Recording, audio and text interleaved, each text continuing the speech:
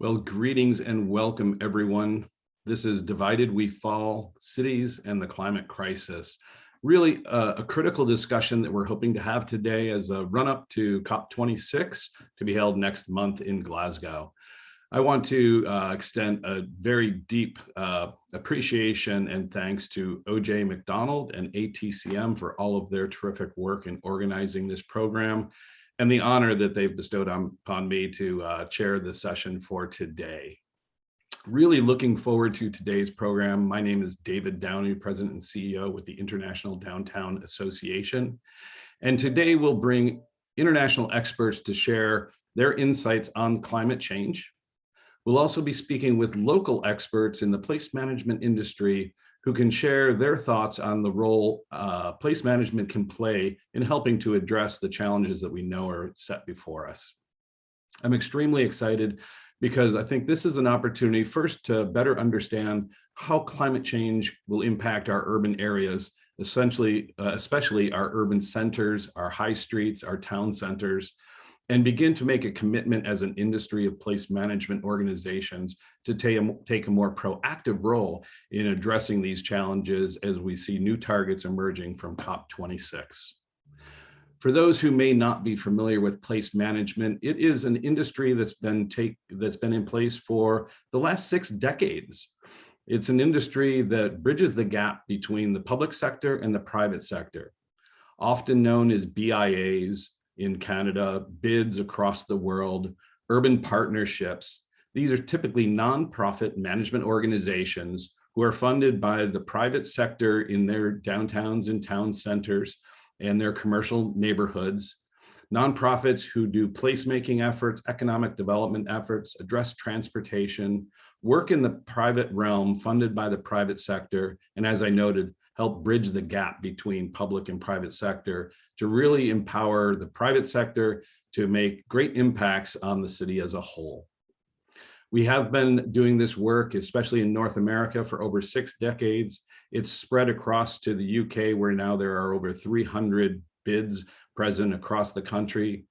It's flourished in Europe, in Scandinavia, across the Asiatic region, including Japan and Australia, and it continues to grow worldwide.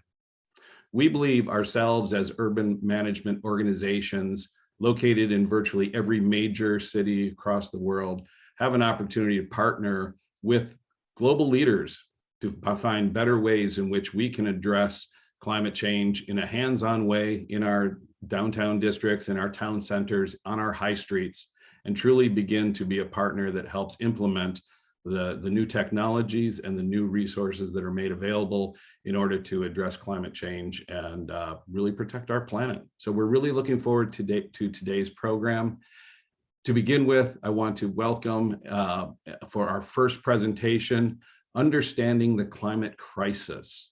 We have with us Dr. Neil Jennings, Partnership for Development Manager at the Grantham Institute for Climate Change and the Environment, and he's based out of the Imperial College of London. How are you today, Dr. Jennings?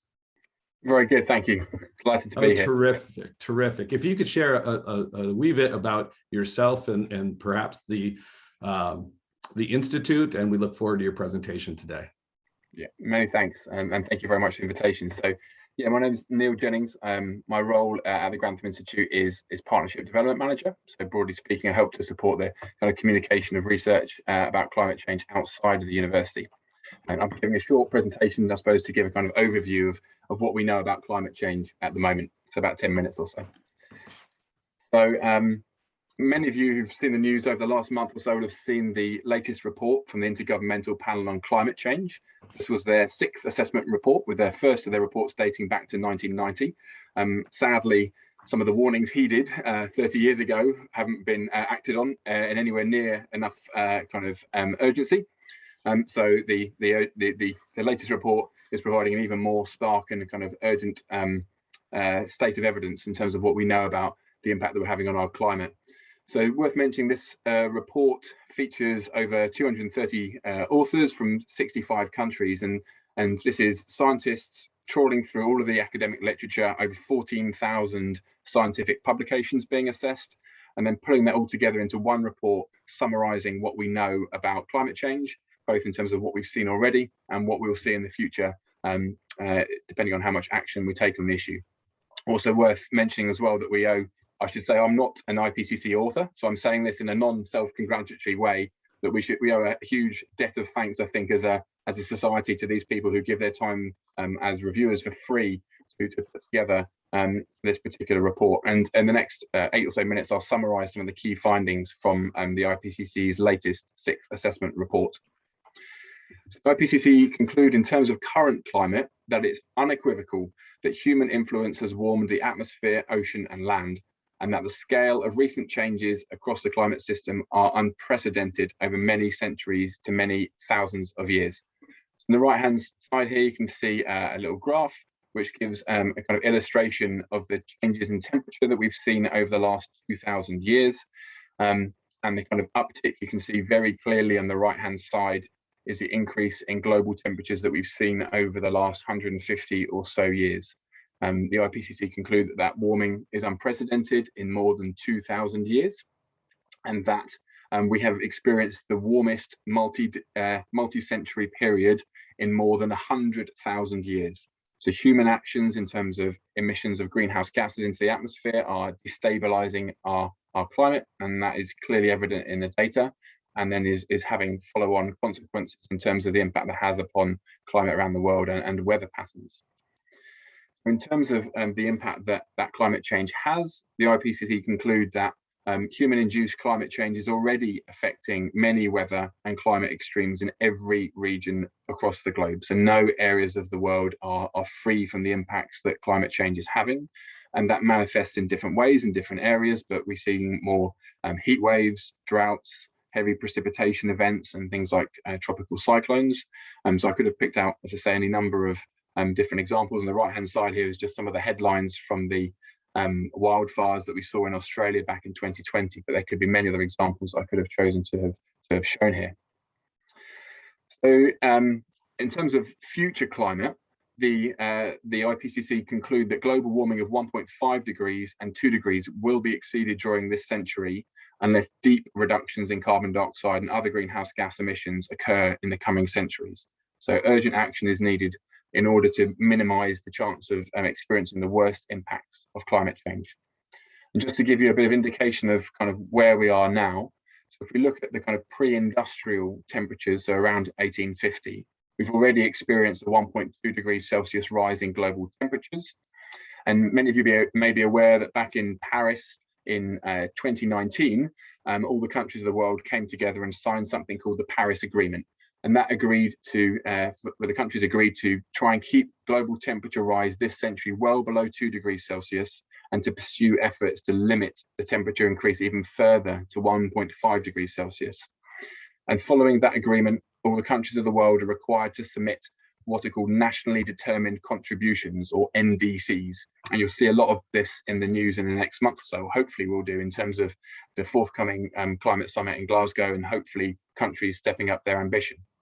But it's worth saying that on the basis of the NDCs submitted by countries across the world so far, we're currently on course for a 2.4 to a 2.9 degree rise in global temperatures. And it's, of course, it's worth pointing out as well that these NDCs are pledges, but obviously there can be a difference between what is pledged and what is actually met. So a few things are really important. Firstly, that countries increase their ambition within their nationally determined contributions, and that's something that really needs to come out of the summit taking place in Glasgow. But it's also incumbent, obviously, for us to make sure that those targets are actually met. That's absolutely essential. But just to summarize a few more of the key headline statements. So looking in terms of future climate, the IPCC conclude that continued global warming is projected to further intensify the global water cycle, including its variability, global monsoon precipitation, and the severity of wet and dry events. And as with some of the previous graphics, I could have included any number of images on the right-hand side here. I chose to pick out the recent floods caused by Storm Ida on the east coast of America. I could equally have picked out images of the floods in London just a month or two ago, or in Germany a couple of months ago, where almost 200 people died as a result of very extreme rainfall events. So I guess it emphasizes two things: both the urgency with which we need to reduce emissions, but also the need to adapt our cities, our urban areas, our rural areas as well, to be more resilient to some of the changes that we are already seeing and we will continue to see in the future as the climate warms. So one other thing, just to kind of finish off on from the kind of headlines from the IPCC report, was that limiting human-induced global warming to a specific level requires reaching at least net zero carbon dioxide emissions, with strong reductions in other greenhouse gas emissions as well. And you may be familiar that the IPCC published a report 2-3 years ago, which looked at how we can avoid a 1.5 degree rise in global temperatures. And they concluded that it's still possible, but that rapid change is required. We need to roughly halve global emissions of greenhouse gases by around 2030. And they also concluded that the majority of the technologies that we need to achieve this are there, but they need to be scaled up rapidly. And so I'll finish off here with just some very brief reflections on the important role that towns, cities, and local authorities have to play in helping to tackle and avoid the worst impacts of climate change. So as I'm sure you're all aware, in many countries around the world, a high proportion of our citizens live in urban areas. So our cities, our towns, have a really important role to play in engaging our citizens in ways which help them to reduce their emissions of greenhouse gases. And it's been great to see leadership from cities, particularly in America, over the last 5 or so years, I guess, when there's not been national level leadership on climate change, that cities have really stepped up to take action in this area. And over here in the UK, where I'm based, we've also seen over 2/3 of local authorities now declaring climate emergencies and setting net zero targets. So we've seen really important leadership from the local level. And for me, what needs to happen is a greater recognition of the importance of towns and cities and local authorities in achieving net zero and reducing emissions. And that's a combination, I think, of both more power in terms of the devolution of powers that allow that to happen, but also in some cases a devolution of resources as well, from national governments giving more resources to the local level to help make that change happen. I touched on earlier the importance of reducing emissions, but also of clearly aligning our emissions of a reduction of emissions with adapting to a warmer climate as well. We are going to see increases in temperatures and increase in precipitation as long as greenhouse gases continue to rise. So it's really important that while taking actions to reduce emissions, we also try and align those actions with ways which we can help to adapt our urban environments to be more resilient to warmer climates, so that we're less impacted when there are these heavy rainfall events, so that the impact that it has upon people is much less severe. And just to finish off, you all know the kind of, and you have 101 different, I guess, challenges that you face in your day-to-day lives and your jobs, in terms of the other challenges that you're facing at a local level, whether that be improving air quality or tackling poverty or improving housing quality and so on. And it's really important that we look to align action on climate change with those other priorities. And I guess the good news is there are so many things that are good for climate change that are also really good for improving people's lives. And I'll just finish off with this kind of what I think is one of the nicest cartoons about climate change. It's actually back from 2009, and the cartoon is of this scientist presenting some of the benefits that action on climate change brings. So things like energy independence, sustainability, green jobs, livable cities, cleaner air, healthier children, cleaner water, and so on. And the guy in the audience says, well, what if it's a big hoax and we created a better world for nothing? Well, we clearly know the climate change is no hoax. It's a really, really important issue. We also know that addressing it can make our urban environments, our cities, towns and centres so much more attractive for people to live in and to shop in and to be around. And I'd like to thank all of you for the work you do in helping to make that happen. And there's my details if anyone wants to get in contact. And thanks again for your time. Look forward to enjoying the rest of the summit. Thank you so much, Dr. Jennings. You did a fantastic job. It clearly is a global crisis, but I really appreciate that you also have highlighted that we have an opportunity. And it will take a collaborative effort, which is why IDA and ATCM is here to start to empower urban place management organizations to take on that role of support and integration with all of the other challenges we face in our cities and towns. Thank you very much, Doctor.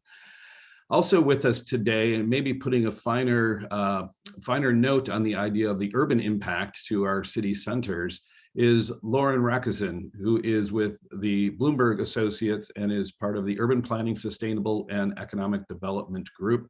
She will be presenting the local battleground in this global war. Good morning. How are you, Lauren? Good morning. Thank you, David. So everyone, hello. My name is Lauren Rackison from Bloomberg Associates, and thank you, OJ and David, for giving me a session with such an exciting title. As the title suggests, you all as city leaders are at the forefront of not only feeling the impacts of climate change, but also at the forefront of combating it. And then OJ, I don't know if you're able to share the slides. Are they up? I'm not able. Not yet, but Okay. we'll look for them. I don't want to get ahead of shortly. myself. So, okay. They're loading right now, and give it one more moment. We have a half screen now. Lauren, we almost have the full screen. So now you can all see the title. So as the title does suggest, this is a local battleground in a global war. Drastic, more frequent weather events are beginning to shape how we live and experience the cities that we call home, whether through more frequent wildfires, droughts, flooding, and/or heat. This summer alone, blistering heat waves have killed hundreds of people in the United States and Canada. Floods have devastated Germany and China, and wildfires have raged out of control in Siberia, Turkey, and Greece. If we could go to the next slide when you get a chance, OJ. Recognizing the importance and agency of cities, Michael Bloomberg, former mayor of New York City, created Bloomberg Associates to advise city governments around the world. And we have a number of different disciplines. I myself sit across Bloomberg Associates, urban planning, economic development and sustainability teams. Today, I'll highlight some of the work of BA's sustainability team to give you a sense of how a couple of our cities are addressing climate change at home. If we could go to the next slide, please. BA is working around the world in the pictured cities, and today I'm going to highlight some of our projects in London and Milan. Go to the next slide. One of the biggest and most certain risks that we face is heat. Heat risk will touch nearly all of us. Almost 1 in 5 people on Earth experience increases in exposure to urban heat over the past 30 years. Heat is the deadliest natural disaster. Between 2004 and 2007, it accounted for almost a quarter of all weather-related deaths in the United States. And not only that, but heat exacerbates underlying conditions. Not all people are impacted equally. Vulnerable populations and disadvantaged areas are more at risk. And largely that's because of how we've designed our cities. If you could go to the next slide, please.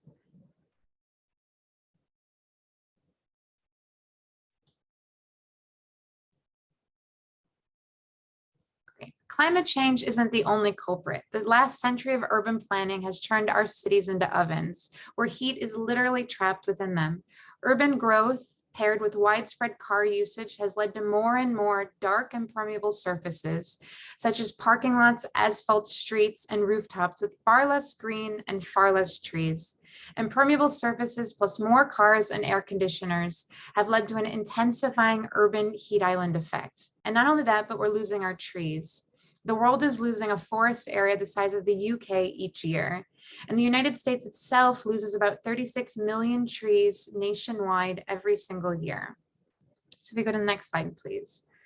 So that poses the question, what can we do? Well, we can start by designing cities differently and using a targeted data approach for interventions.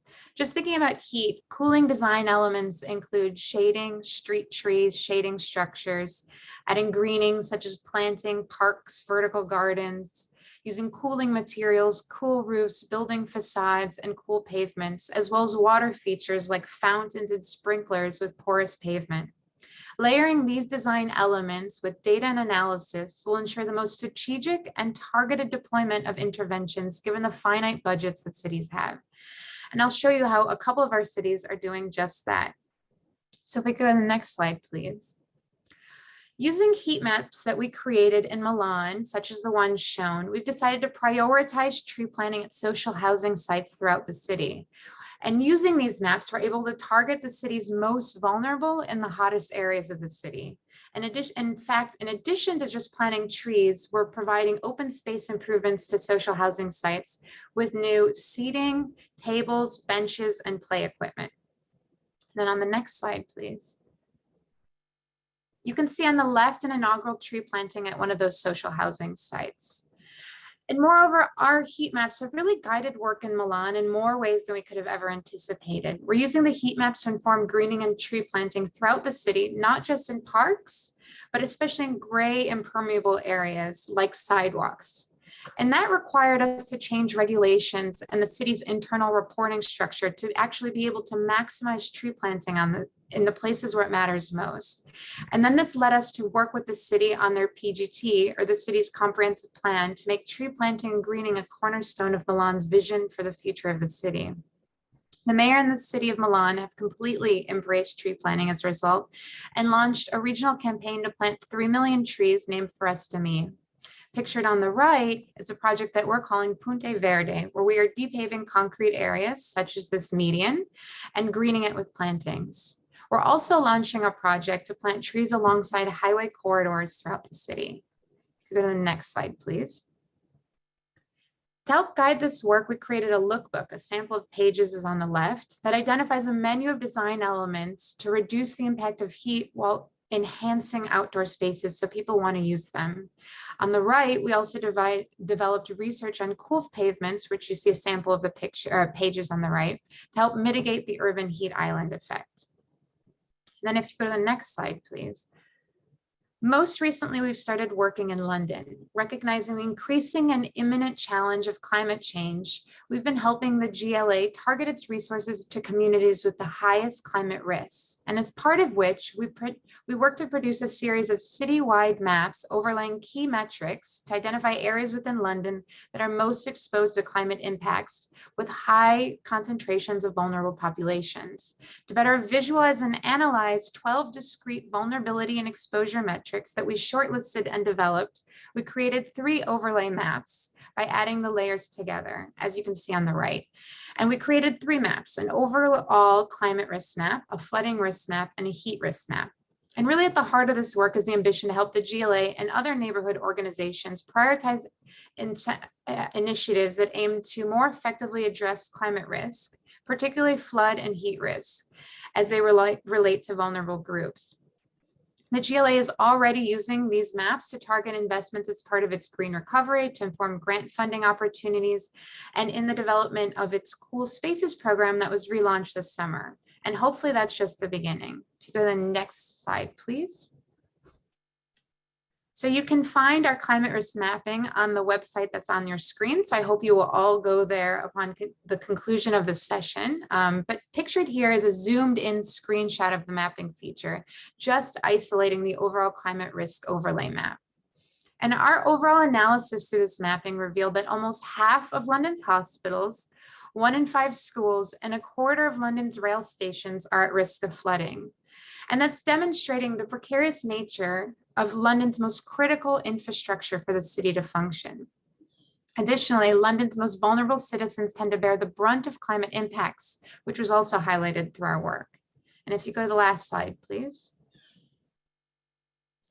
There's no one-size-fits-all solution, so it's important as leaders within your communities to design projects and strategies that reflect the nuance of city contexts, specific priorities and challenges, and varying populations. And most importantly, to do so now.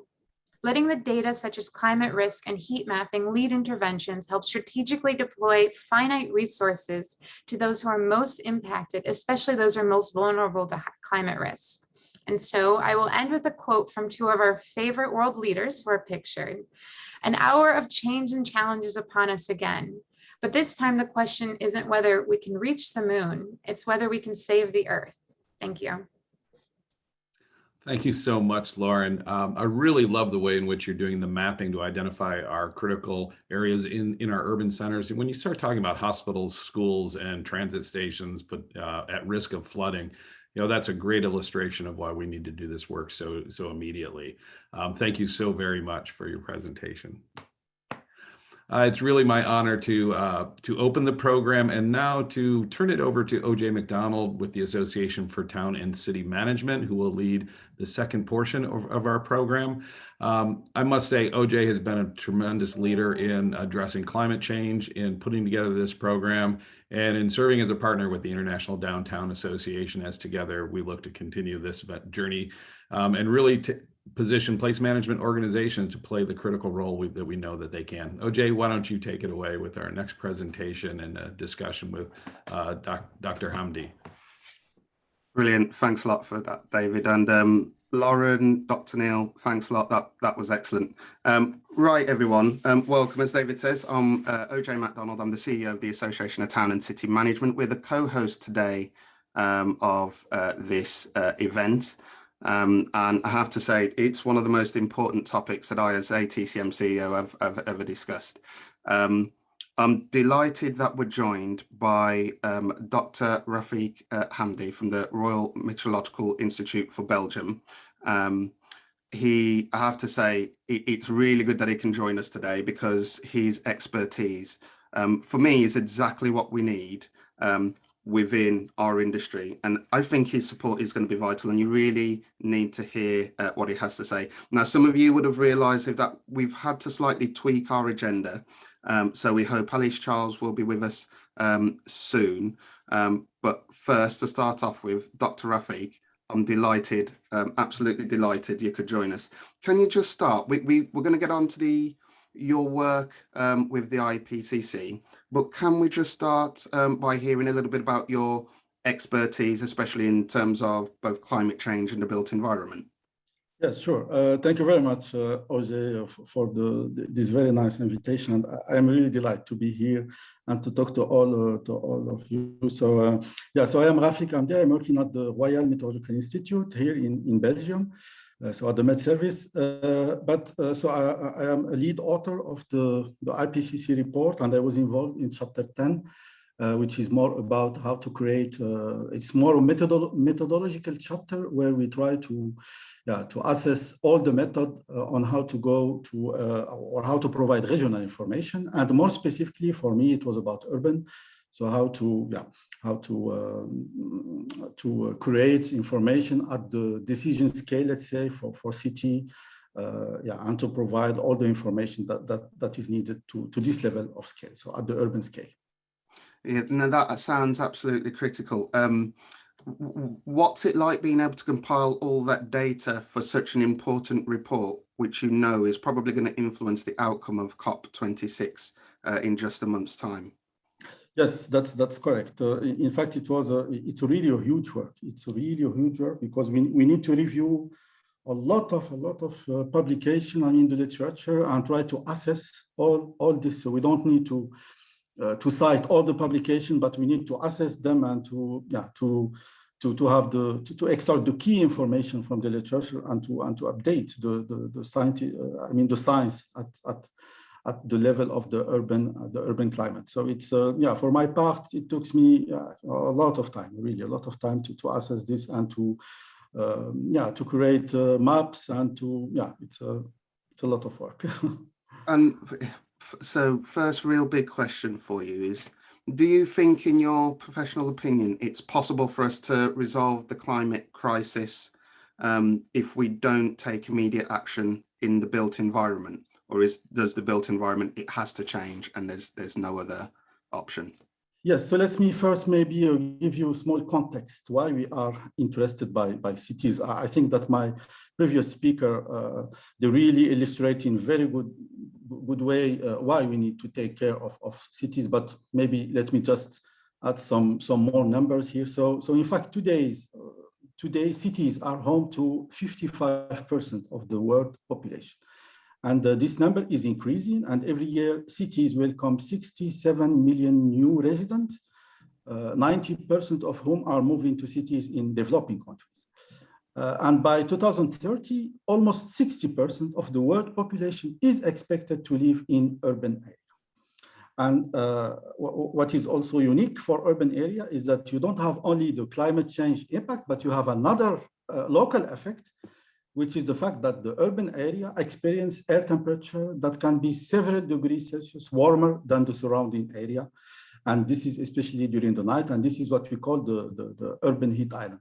So I think for cities, we need really to work now to try to work on this urban heat island effect, to mitigate this effect, and to adapt the buildings to this effect. In fact, when we build a building, it's more or less for the same time scale of climate change, because when we construct a building, it's for at least 100 years, which is the same scale on which we are working for the impact of climate change. So I think we need to start now.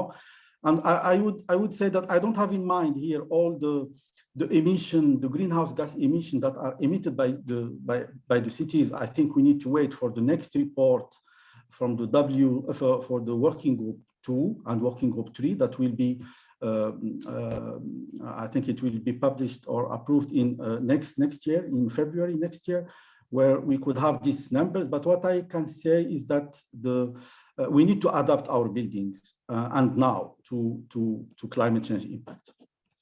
Yeah, indeed. We've actually heard about problems in terms of some of the buildings we have in England converting commercial premises into residential premises because we've got a growing population. And there being some concerns that those buildings aren't being adapted correctly yet for the fact that we will see much higher temperatures. We'll see more days of 40 degrees centigrade and more. And some of our residential buildings are just not designed for those kinds of high temperatures, made even worse in a built environment, like you say, because of the heat island. Definitely, yes, definitely. In fact, maybe I must just explain why we have this urban heat island, from where it comes. So this urban heat island effect results from several factors, and the one including the reduced ventilation and the heat trapping, because due to the close proximity of tall buildings. You have also the heat generated directly from human activities, like from the warming system, etc. The heat absorbing properties of concrete and the other urban material that are used for the construction, and of course, the limited amount of vegetation. And what we know is that the further urbanization will intensify the urban heat island and increase mainly the nighttime temperature in cities. So, and this is a big problem when you have heat waves, is that during the night, the fact that you are in the cities will not allow you, or will not allow the body, the human health, to recover from the heat from the extreme heat during the morning, during the day. So during the night, the fact that you are in a city will exacerbate the heat waves, and this is really a big problem that we need to take care in urban areas. That sounds like a significant problem, and I've not heard it explained in that way as well, in terms of when exactly, at what point during the day, the specific problems will occur. So that alone, I think, is really useful information. Just to go back on the sort of important stat you've given us, that cities across the world are gaining around 67 million new residents every year. Yes. Do you think there's a danger there? Because in terms of that growth, that rather than this growth being spread out equally amongst all cities, this growth could actually be concentrated in some cities, because we know more and more there are certain cities which people will rely on less and less as they become less habitable, as we already start to see the impacts of climate change. And we have the thing of the growth of the sort of climate refugee. I'm just thinking of the devastation which the people of New Orleans have suffered twice from hurricanes in the past few years. Yes. And whether people start to move to other areas. We have towns and cities in coastal areas in our nation of Wales, which sits on, for those that don't know, on the west side of mainland Great Britain, and those coastal areas, there is a lot of challenge around being able to protect them. So do you think we could see a sort of exacerbation of that population growth? Definitely, you are completely right. So first, I will say one word about the future urbanization. In fact, what will do the future urbanization is that will expand the urban heat island area. Thereby, it will amplify the future warming in many places all over the world. And we just found that in some places, the nighttime warming coming from further urbanization could even be on the same order of magnitude as the warming expected from human-induced climate change.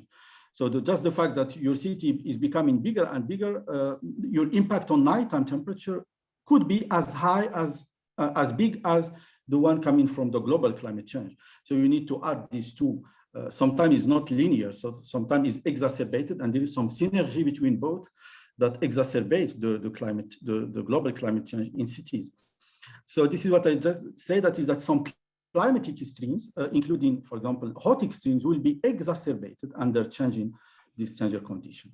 And extreme events in many cities, including heat waves, droughts, are projected to increase in frequency and intensity with climate, with future global warming.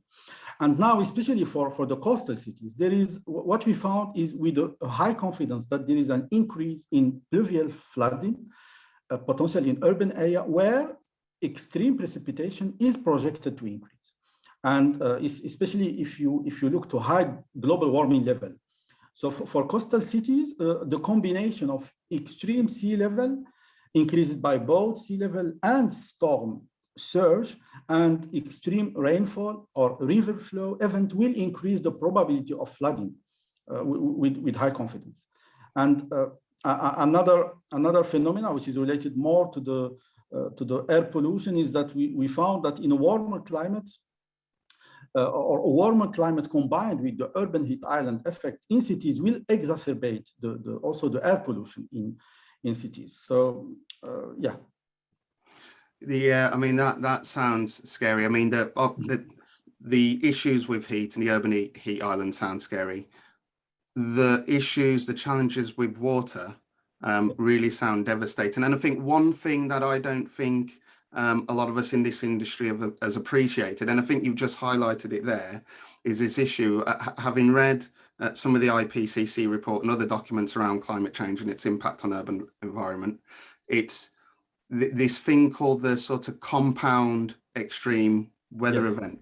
So it might not just be heavy rain, it might be heavy rain and a combination of rising sea levels at the same time, which are dangerous, really dangerous. Do you want to just explain a bit more about the compound weather event? Yes, exactly. So this is what I just said, is that in this report, we found that with high confidence that for coastal cities, this compound effect, which include both the extreme sea level, which can be from sea level rise or storm surge, and extreme precipitation, rainfall, or river flow will exacerbate and will increase the probability. So in fact, I think for the developed countries, we have the capacity, we have let's say, we can adapt ourselves, and we need to do this now. But what I must say is that the price of inaction, so if we don't do anything, will be very high in the future, especially for the coastal cities. Yeah, and you know, we've seen certainly in the UK, we've already seen some of the towns and cities we work with experience this already. In fact, I do know there was one town in Wales that not too long ago suffered from serious flooding. And one of the things they said, and this was fairly recently, is that one of the problems is there was very little warning to this flooding actually happening. There was no data there to warn them of the coming dangers. And it sounds like that's exactly the same situation we had recently in New York and New Jersey with Storm Ida, whereby they knew heavy rain was coming. They didn't realize the severity of the floods that would happen. Do you want to just talk to us about the challenges around data and how we need to make sure that data is available at the city level? That's a very, very important point. And thank you very much for involving this point, because the problem that we have, and it's not only for flooding, it's also for temperature, for example, is that we don't have a network of observation. Now we are starting to have a network of observation in some developed city, let's say. But the problem is that these observations are not long enough. So you can find some time series for some years now.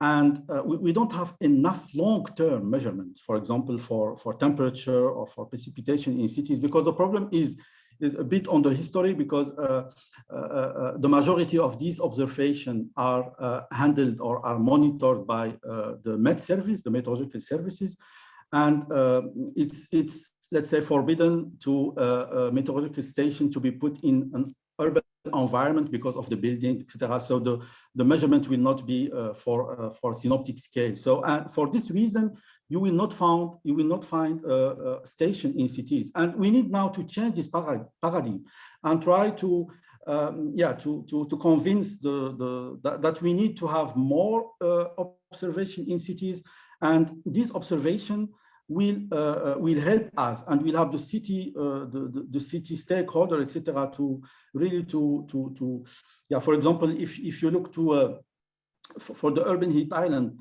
now, almost, I mean, even if the urban heat is known, we can know that we have severe degree during the night, etc. But still, we cannot, for example, understand the urban heat island across all the globe, for example, and across different background climates. So this type of measurement and observation, we need to have it now.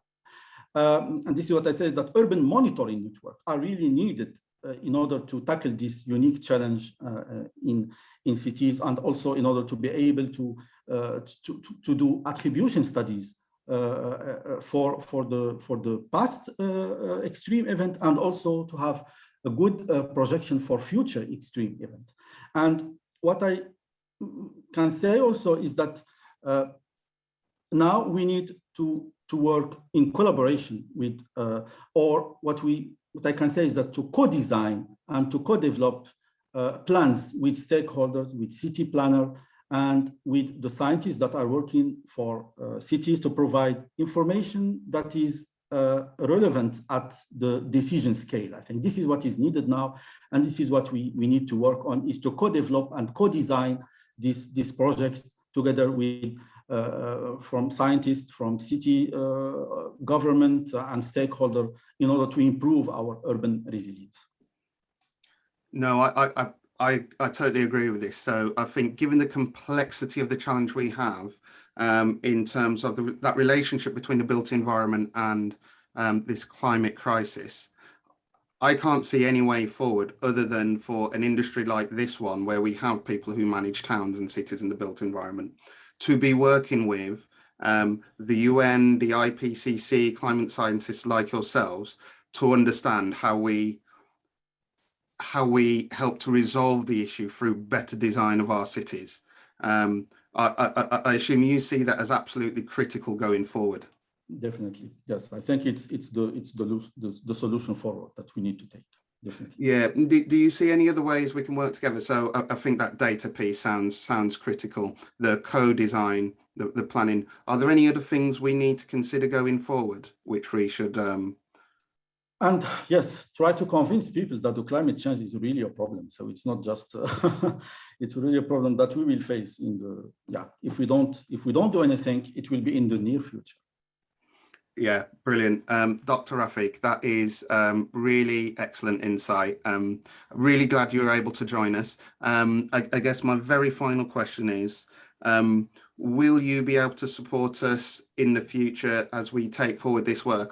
I know certainly for ATCM and IDA, we've discussed this, and I think climate change is something we are going to have to look at now and in the short term. But you know, we are not experts on this particular topic, and we are going to need that help going forward. Is that something you could help us to do in terms of leading the charge? Yes, definitely. If I can help, that will be really my pleasure to work together with you. I think it's very, very important. I did not mention this, but I am also involved in a network called Urban Climate Change Network, UCCRN. And what we do in this network as well, so it's a network of researchers, not only climate scientists, but we have also architects, we have also other people working on transport, on energy in cities. And what we do is that we do also an assessment of impact on cities, but mainly on cities. It's like an IPCC report, but focused on cities. So yeah, it will be my pleasure to share with you, for example, the latest report that we wrote. And now we are working on a new report, on new assessment, a new version. So it will be my pleasure to work definitely with on this topic. Fantastic. Dr. Rafiq, thank you very much. That was really useful insight. Yeah, you are welcome. Thank you for the invitation. Thanks a lot. Thank you very much. So, everyone, welcome back. Here's what we've established so far. We've established that change in our cities absolutely has to happen, and it has to happen quickly. Dr. Neil and Dr. Rafiq have set out the stall. They've set out the challenge of what we need to do in terms of our cities to make sure we can secure a brighter future for ourselves, and that change has to be immediate. Not only do we understand cities as being significant causes of damage when it comes to climate change and potential climate breakdown, through the loss of green areas, through the contribution to greenhouse gas emissions, but they are also uniquely vulnerable and home to more than half the world's population, and that is only going to grow. So change in cities is an absolute certainty, and we are surely all on the same page on this, aren't we? Well, maybe not, because as I've experienced in my time as CEO of ATCM, and as you can see in terms of the fragmentation in the world we live in, sometimes the change we need actually isn't that easy. And it is on this very topic that I think we need to discuss the challenges around the fragmentation in our cities and how actually that change isn't always easily forthcoming. So it's with great pleasure that despite her busy schedule, she's taken time out to join us today to talk to us about the title presentation for this conference, Divided We Fall, the Challenge of Fragmentation in City Governance. Can I introduce Alice Charles, a Cities and Real Estate Lead at the World Economic Forum. Alice, thank you very much for joining us. Do you want to take it away and talk to us about city governance? Yes, first of all, thank you very much for having me here today. And I'm delighted to hear that you're actually having this conversation. It's critically important that you have it. I think, first of all, we need to take a step back and think about what's happening in the cities world, and particularly in relation to climate change. So what we're seeing right now is that most cities are joining the race to zero as we move towards COP26, and pledging that they will cut their carbon emissions by at least 50% by 2030 and be net zero carbon by 2050. And some, of course, many of the ambitious cities are seeking to do that beforehand. But whilst we want to make cities net zero carbon, there's a lot of actors in the system. And I think there's really four big things you've got to tackle if you want to get to net zero. One, you've got to decarbonize your energy grid. So you've got to electrify your energy grid. You've got to change the sources of energy that's going into your grid, so renewable sources. The second thing you've got to do is decarbonize your mobility, so electrify mobility. The third thing you need to do is decarbonize buildings. And fourthly, and this is where I guess cities tend to have most of their powers, you need to have a compact city. You cannot be a net zero carbon city if you do not have compact urban development. So just turning back to sort of each of those, what I will say is that cities absolutely cannot do it alone. To get to net zero, it means that they need to work with the multi-levels of government. It means they need to work with business. And I'll describe some of who they are in just a minute. They need to work with civil society, and they need to work with academia. So maybe if I look at energy, for example, if you think about decarbonizing the electricity grid, I think what most cities would say is, we can't do anything here. This sits with somebody else. So for example, it sits with whoever is in control of the electricity grid infrastructure. It may be a private utility, it may be national government, but it's very rarely in the city's purview. It's very rare that they have control over energy. So can you do anything? Some cities say, no, we can't, but actually you can. So you need to leverage the hard and soft powers that you possess to be able to act. And that means, in terms of soft powers, it's using your convening authority. It's also, making sure that your policy is drafted in such a way in your city development plan so that you can actually drive transition. The same relates to mobility. Mobility is something that, of course, you can change at the walking and cycling level, but often again, cities don't own and control public transport systems, which makes it a little bit more difficult for them. But again, you can work with the value chain associated with mobility to try and drive that transition. Finally, buildings. Buildings is difficult. Building is difficult because you've got fragmented ownership types. But what I would say, they account, of course, for 40% of emissions. What I would say you can do is create the policy conditions to absolutely get the commercial real estate world to transition their building stock. In fact, just today, we were hosting a meeting with global CEOs of real estate where we were putting forward 10 principles for them to transition their global portfolios. And it wasn't just real estate CEOs, but it was CEOs from across industries where they occupy our own buildings. I think they are very much know and are minded by the investment landscape. ESG is driving investment.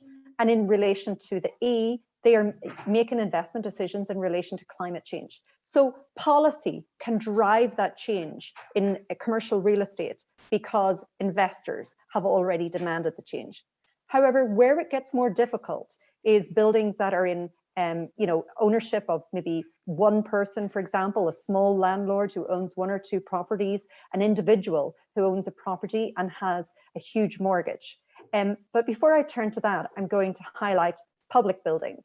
If you think about most cities across the world, the largest real estate owner in that city is government, and that is all arms of government.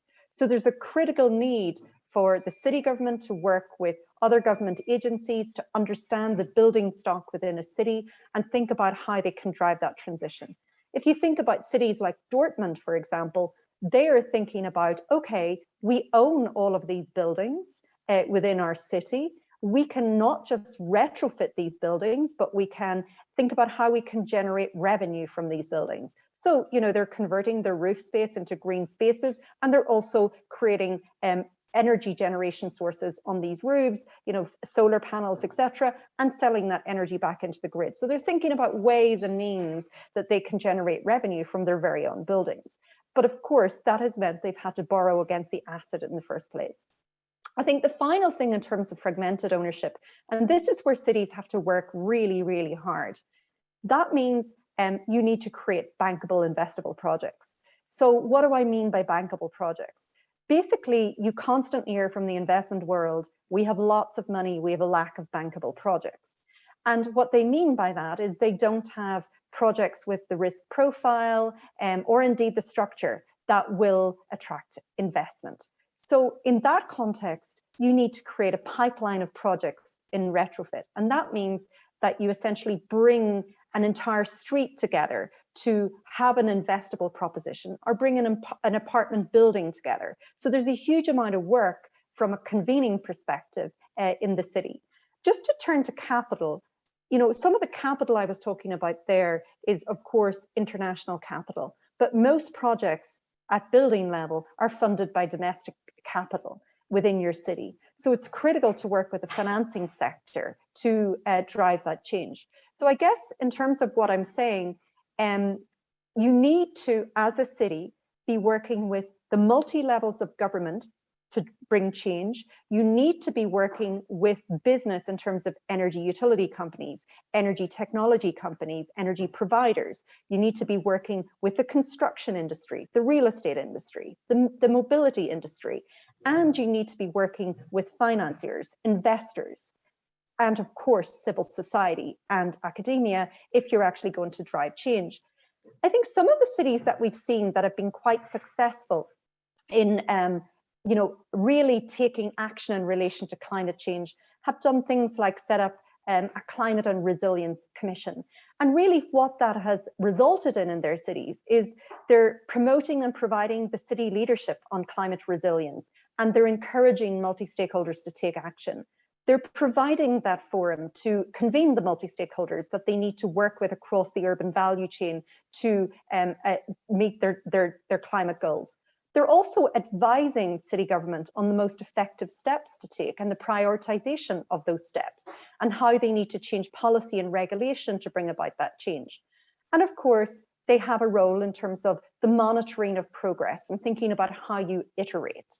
And I guess they also have a role in terms of advising on the assessment of climate-related risks and adaptation opportunities, but also making the economic and social case for the transition. So thinking through the co-benefits that can result if you do it right, and promoting best practices in terms of participatory governance, bringing in academics, civil society, for example, and wider citizen groups. So I'm going to stop there. I think it's not an easy journey, but to really drive change within a city, it means you need to work with all stakeholders and you need to leverage both your hard and soft powers to bring about change.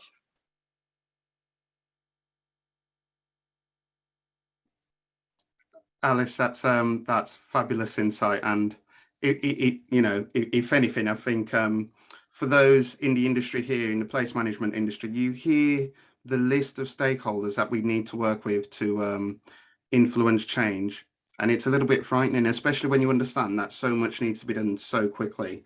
So you would have missed our first speaker, Dr. Neil Jennings, saying we need about a 50% reduction in greenhouse gas emissions, probably by around 2030. So the scale of the partnerships that are needed are going to be quite significant. And of course, that doesn't even take into account national politics as well. Yeah, and just to follow up on that, so, the race to zero is at least a 50% reduction in emissions by 2030. But if you're looking at what they're doing at a European level in terms of policy, they are going to look for 100 cities across Europe to be carbon neutral by 2030, and all cities across Europe to be carbon neutral by 2050. So they're asking for an even bigger lift, and they're also asking all member states to be part of that journey. So at least one city from each member state must be part of that journey to be carbon neutral. So it's a very ambitious agenda, but I think the very minimum is a 50% reduction by 2030. Yeah, that is significant. Alice, Charles, thank you very much. That's brilliant insight. And it was definitely worth the wait. So thank you for taking part in our event today. Thank you. Bro, thank you. So we're coming close to the end of our event. I think what you've heard from Alice there is that fragmented city governance is a very real concern. It's a very real concern, and it threatens our future. And with different stakeholders, with different needs and different levels of influence, from residents, businesses, civil society, landlords, transport operators, you heard them all there. It's a challenge. You think about the different layers of governance as well, at the neighborhood level, at the city level, at national government, federal level, or whether it's about different politics around climate change. I mean, take the case of Australia, where they've had churn of prime minister after prime minister, and the topic which is picked out as being the one common thread in terms of this churn of politician is apparently the climate issue. So divided, we will fail. We know that, and that's exactly why we have the name of this event that we do. Division is not what we need. So the Association of Town and City Management, who I represent, and also the International Downtown Association, together we represent urban place management organizations whose roles are the very thing we've been discussing. That is to overcome that fragmentation, working to bridge political divides, to work across different sectors, to drive positive change in the built environment. And for me, this is where our industry is now going to be critical in terms of the climate change agenda. Now, the good thing is that the origins of this particular industry is actually at its core, at its heart, an environmental one. Place management emerged as a response to what we saw post-war, which was the fragmentations of cities, the creation of urban sprawl, the creation of car-dependent societies, which meant weaker town and city centre economies. And our role has been to try and rebuild those economies to create a more unified, a better working local economy, and to reduce the impact on our green spaces and to reduce urban sprawl. But now we need to ask ourselves, is it time for our industry to take it one step further? And if our industry is capable of making climate change, putting climate change at the very heart of what we do, and really being able to rise to the challenge over the next few years to help our towns and our cities meet these incredibly ambitious targets that we need to meet to avoid the very worst that climate change can bring. So it's my great pleasure to speak to some great place managers, free place managers from 3 countries across 3 continents. So can I introduce you all for this final panel debate, United We Stand, Can Place Management Drive Urban Climate Action? Firstly, introducing Lisa Carlson. She is CEO of Canterbury Business Improvement District. She is chair of the Association of Town and City Management. Leona Agaridis, Executive Director of Golden Triangle BID, based in Washington, DC, in the US, and Tasso Evangelinos, CEO of Cape Town Central City Improvement District, which I'm told on good authority is one of the nicest cities in the world you will ever visit. So Tasso, Lisa, Leona, thank you very much for joining us today. Lisa, I'm going to start with you. You are my line manager, you are my boss. I always bow to your great knowledge on these things. Can you tell us first a little bit about the City of Canterbury and the work that the Business Improvement District does? Thank you, OJ, and a great event so far. So thank you for you and David for pulling this together. So just a bit of context, Canterbury is a relatively small city in the southeast of England, relatively small in geographical terms, and we have a really strong cultural, historical and sports heritage. So I'm just going to lay out a little bit of context. I think there'll be some similarities with other towns and cities in the UK and around the world. So we're very popular with tourists. In normal times, we get about nearly 8 million visitors a year. And during the pandemic, of course, our staycationers have been really important to the local economy. We're a world famous cathedral city. We're a World Heritage Site. We're also a higher education hub, and that's really important, picking up on what Alice said about this kind of stakeholder work we need to do. And we recently welcomed back 35,000 students who we haven't had in about a year and a half. We're less than an hour to London by high speed. So we've got just under 8,000 commuters who are spending more time with us working from home than in London. And as Lonely Planet once put it, we're a city that's in that corner of England that's almost touching France, although we can't go there as often as we'd like. So in terms of economic impact, tourism is important to us. Higher education is important to us. We're an a regional shopping centre, and we like to say we have 2 shrines in our city. One is the cathedral, and one is Primark. So pilgrimage and shopping, all very important. But as a business improvement district, we represent occupiers, so it's a different model to the United States. So we're funded by those who pay rent, but we work with a range of partners and stakeholders, and we'll come on to that in just a minute. I think the challenge for us, for historic cities like ours, is that the majority of our buildings are designated within a conservation area. We have 53 scheduled monuments. We have 2 registered parks and gardens. We have about 2,000 buildings protected by statutory listing, which makes energy efficiency a real challenge. We have 47 locally listed buildings and over 9,000 undesignated heritage assets. So there are about 500,000 buildings like this in England alone, but that's the context in Canterbury. And a recent study by Property Business Grosvenor published in June estimated that making historic buildings more energy efficient could generate carbon savings equivalent to 5% of England's total building related carbon emissions. So we have our work cut out for us. Wow, that is significant, and that's really important insight. And you consider what the discussion I've had with Dr. Rafiq about the way our towns and cities need to change when it comes to heritage places, which really are really have some history behind them. Just the scale of the challenge is enormous, absolutely enormous. Leona, I'm going to come on to you. Can you tell us a little bit about firstly the Golden Triangle BID area and where it sits in terms of its context within Washington, DC? Sure. So chances are, if you've been in Washington, D.C., you've been in the Golden Triangle bid. Our neighborhood abuts the White House. We start right at the edge of Lafayette Park at the White House and encompass essentially the central business district of Washington, D.C. We're very different from Canterbury. We are a hugely commercial district. There are 34 million square feet of office space in the Golden Triangle neighborhood. About, well, pre-pandemic, about 90,000 people would come to work in the neighborhood every day.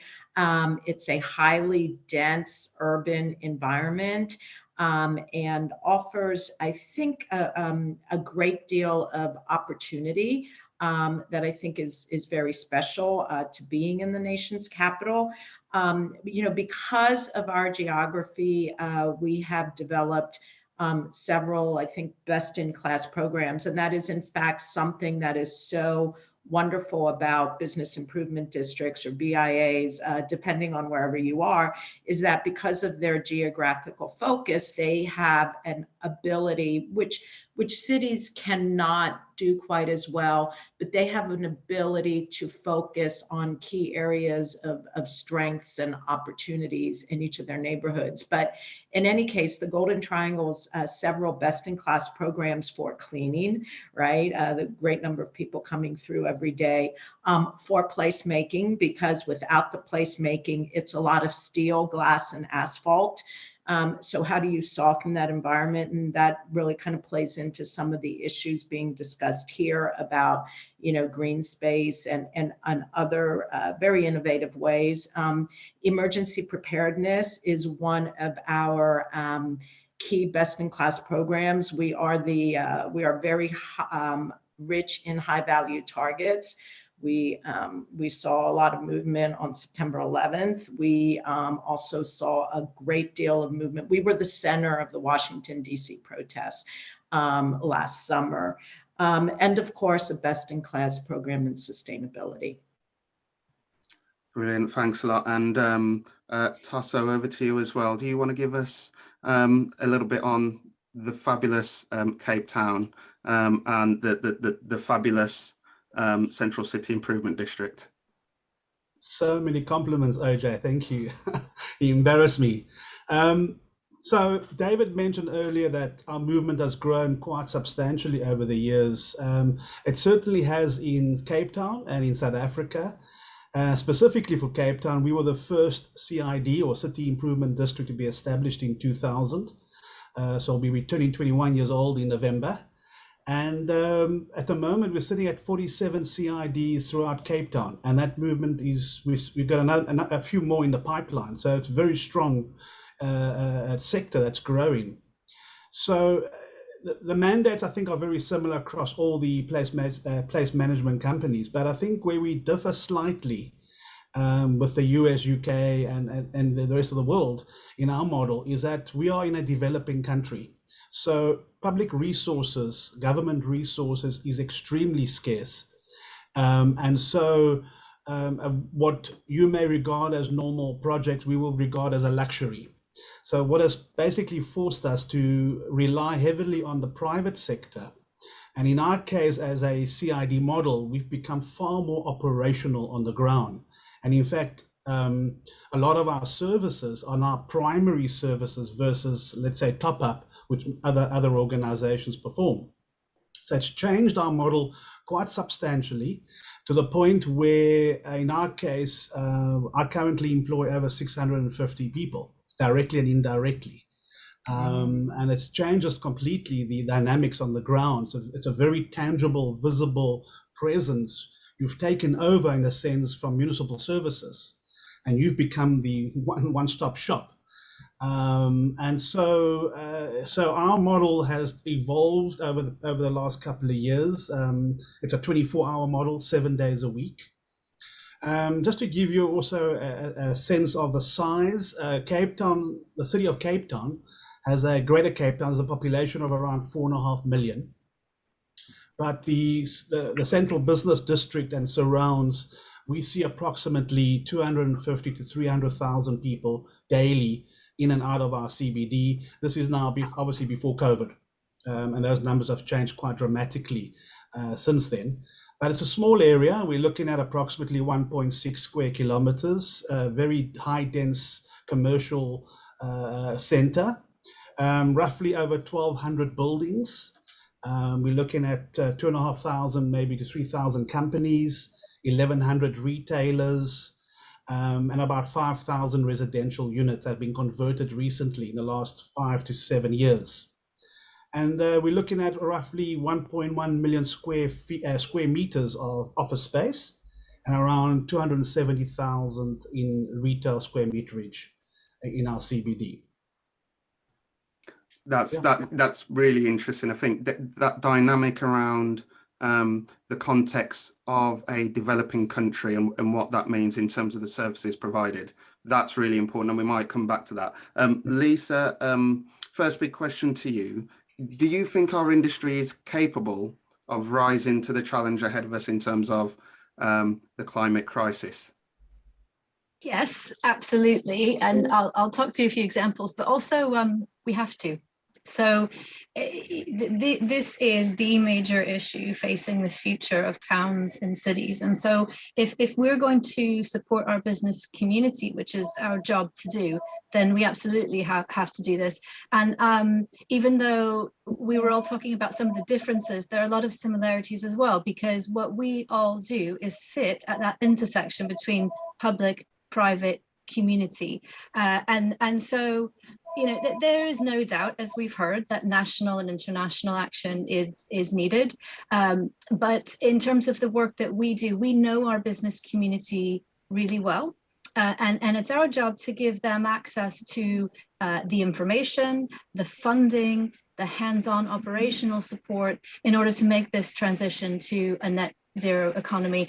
And it's also human nature that we people, all of us, are going to respond and take action when we are given a recommendation from someone we know and trust and respect. So in Canterbury, we have, in Kent, we have these low carbon grants. And when the local pub down the road got a low carbon grant for a new gin distillery, which of course transformed their business, it also reduced their carbon emissions.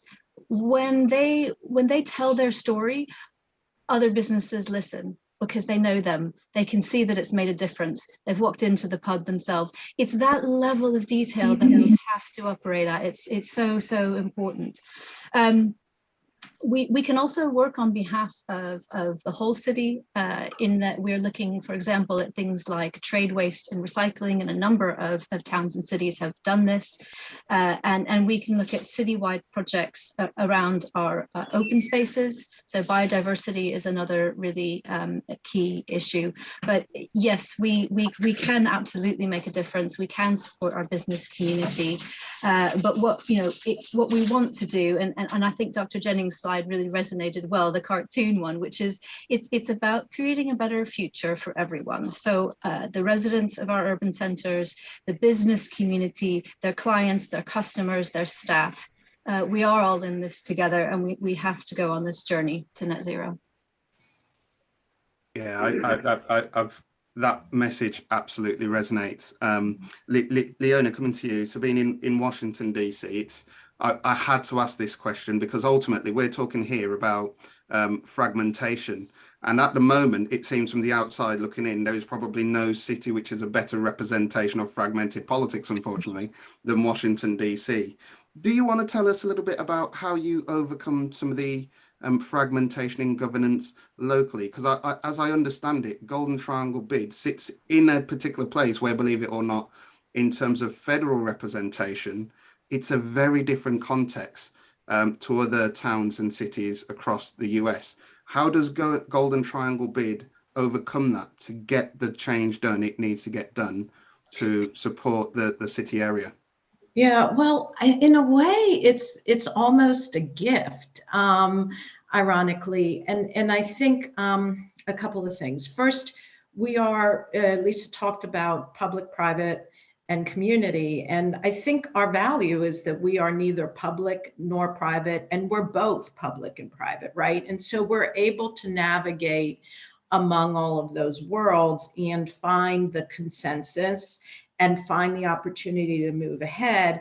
And we are nimble enough as organizations that we're able to do that. And before I worked at the bid, and I've been here now for 15 years, but before coming here, I was registrar of voters for the District of Columbia, and then afterwards in an executive position for the regional transit system.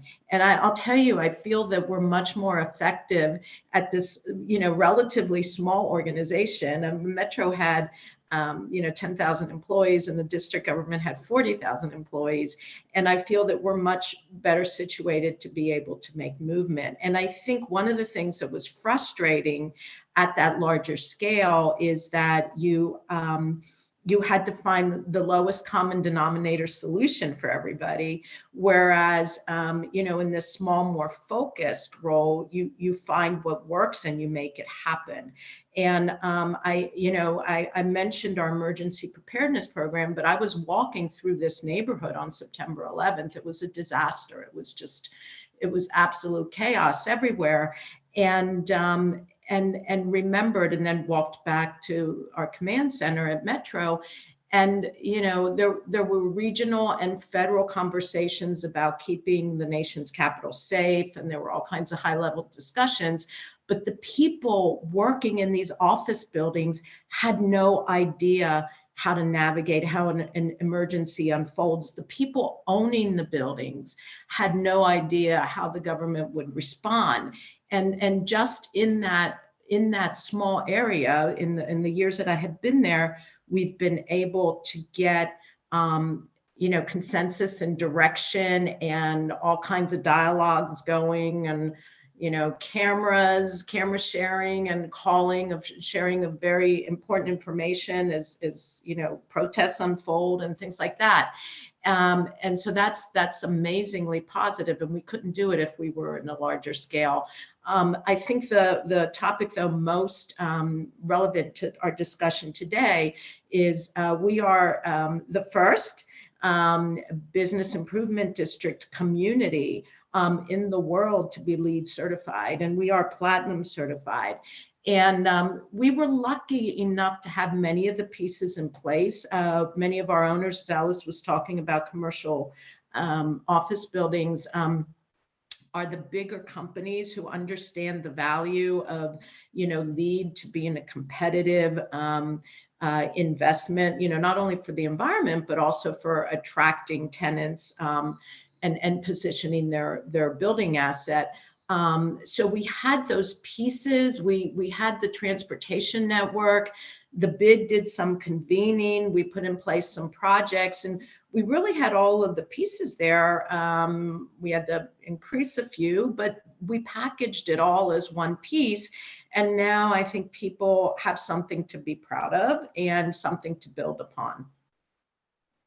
That's really important. And I think one of the really interesting points you've picked out there is the fact that during a crisis such as 9/11, there were people who would not have known what was going on, who would have been relying on really key information to know what to do next. Tassa, I want to come over to you on this, actually, because we've discussed already with Dr. Rafiq just how important it would be to make sure we are raising awareness of the dangers ahead and bringing our stakeholders with us on the journey. How much easier is it to raise awareness amongst those key stakeholders in the center of a city when you have an organization like yours there to support that process? I want to agree with both my panelists, colleagues, with regards to the role we play. I think certainly we've got a big role to play. And I like what Lisa said earlier around being able to bridge the divide between the public sector and the private sector. And I call that a translation service, or to be a translator, because you've got one foot on both sides, and you know how both sectors work. And I think it's far easier to have us as a partner on board to get those big players to actually communicate with each other, because they struggle. They really do. And I've seen during COVID last year, there was a complete silence from government and other role players on how to your everyday life. How has it changed? You know, you go suddenly from normal to an abnormal situation with a very hard lockdown. How do you react? Because what you've got there is lack of information, credible information, which leads to chaos and it leads to fear. So we've got to step up.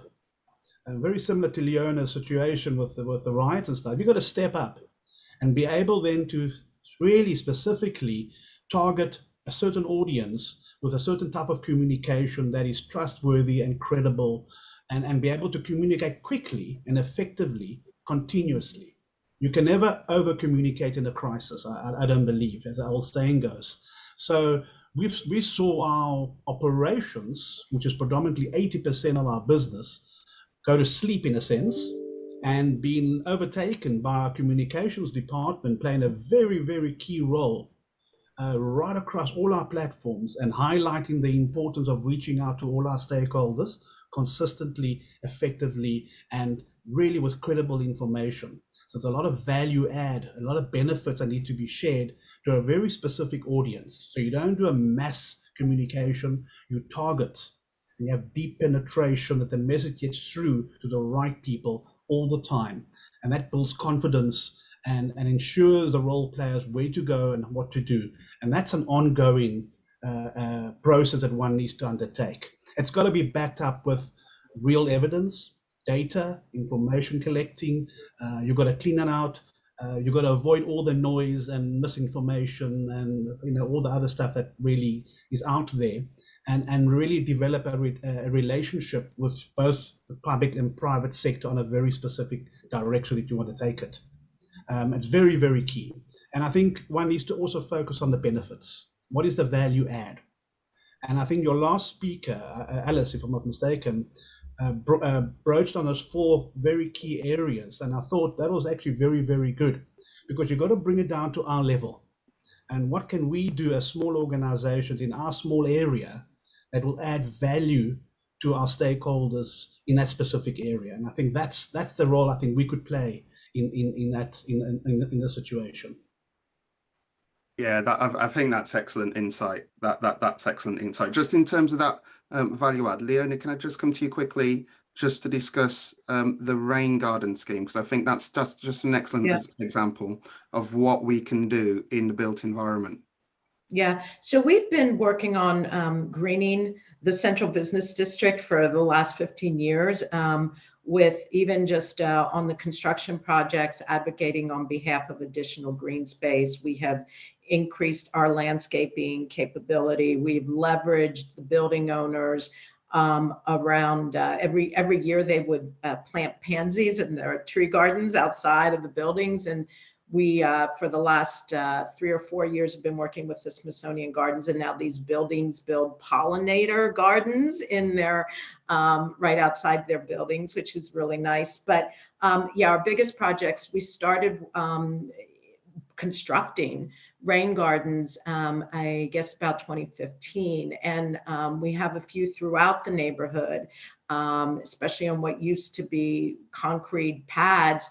But the signature is 19th Street, and it is about 2.5 blocks on each side of the street. So about 5 block faces of rain gardens. It's about 20 rain gardens. We secured a grant, we raised funds, we from private sources as well. We talk about public-private, right? We hired a contractor to design and to construct it. And we had a public education process about it, where we would bring the building ownership in so that they can understand the plant life and the care of this particular type of plant life. We had signage on metal signage in the rain gardens explaining what the different plants were and what they did for the environment. And we've had several massive storms in Washington D.C. And a breakage of a major water main. It all came flooding down the street, and the rain gardens really build the resilience into that corridor. And that particular corridor drains, I guess, into the combined sewer system of Washington D.C. So, it's a very strategic placement of where those rain gardens are, and very high visibility, super high visibility corridor that people from all over the world travel when they come to Washington D.C. So that was part of the thinking for the selection of the corridor. Yeah, it's fantastic. It sounds really like a great example of something we can get done, almost on a hyperlocal sense. And if every urban place management organization was doing something like that in its area, you scale that up globally, and I think the difference it could make on a global scale is really quite significant in terms of the adaptation we need. I'm going to draw things to a close just because we're short on time. But can I say it's been a fantastic discussion. Tasso and Leona, thank you. You've been absolutely brilliant. Lisa, I'm going to give the last word to you before I hand back to David Downey. Quick question. Have you got any major trips coming up in November, which we should make everyone aware of?